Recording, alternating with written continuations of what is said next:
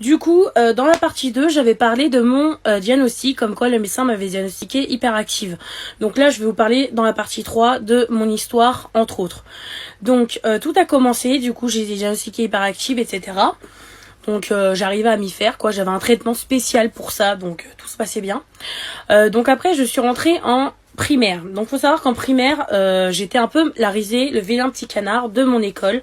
Pourquoi ? Parce que j'avais toujours ces tendances à faire mes tics, c'est-à-dire les gestes gênants que je m'attends pas à faire. Voilà, c'est pas ma faute, c'est, on va dire, ma pathologie, ma maladie, quoi. Du coup, j'étais un peu mis de côté. Vous voyez, j'étais le vilain petit canard, très mis de côté, c'est-à-dire personne ne me calculait, sauf pour me faire des vacheries ou des gamineries ou se foutre, se marrer de moi, on va dire, rigoler sur moi. Du coup, j'étais un peu rejetée de tout le monde. Donc, résultat, après, je commençais à m'y faire, sauf que des fois, les camarades, quoi, ils y allaient pas de main morte, quoi. On va dire que ils allaient des fois dans des extrêmes, très extrêmes. Bon, j'ai pas trop de mots à dire.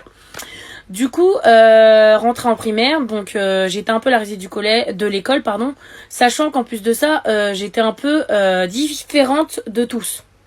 Donc qu'est-ce que j'étais différente pour eux en fait, le fait que je sois hyperactive, c'était on va dire impossible que je sois leur pote, que je sois leur ami, qu'ils traînent avec moi, que voilà, j'avais pas possibilité d'avoir de vrais amis, on va dire, à l'époque. Donc en primaire, faut savoir que quand je suis rentrée en CM1, CM2, j'avais en fait des lacunes, c'est-à-dire d'études. Donc c'est-à-dire que j'avais du mal à me concentrer, j'avais du mal à écrire, j'avais du mal à m'exprimer, j'avais du mal à avoir de bonnes notes. Donc du coup, un médecin m'a diagnostiqué déjà hyperactive, etc. Mais aussi m'a diagnostiqué des lacunes niveau attention et niveau apprentissage. Donc j'ai dû rentrer dans une espèce de classe qui s'appelle la SECPA, mais à l'époque on l'appelait la CLIS. Donc je suis allée dans ce genre de classe, mais des fois j'étais changée. C'est-à-dire je passais de SECPA, mais des fois il y avait des journées où j'allais travailler dans des vraies classes, c'est-à-dire les vraies salles de classe où il y a des études, quoi. Voilà. Donc au début tout se passait bien, sauf que j'étais un peu jugée par ma classe parce que pour eux ils trouvaient ça pas normal et pas logique que moi j'ai deux classes, j'ai deux filières on va dire.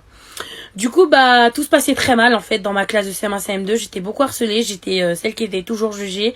J'étais celle qu'il fallait toujours que ce soit moi qui porte les frais des autres. Par exemple, quand il y avait un de mes camarades qui voulait la colle de une de mes camarades, c'était moi qui prenais tout pour moi, parce que le camarade, bien sûr, il trouvait pas d'autre moyen que de m'accuser moi. Donc du coup, c'était qui se fait punir ? C'est moi. Du coup, ma mère a dû faire beaucoup de sacrifices, et qu'à cette époque, carrément, elle m'a enlevé de force à l'école parce que elle en pouvait plus, quoi. J'étais harcelée tous les jours. Partie 4.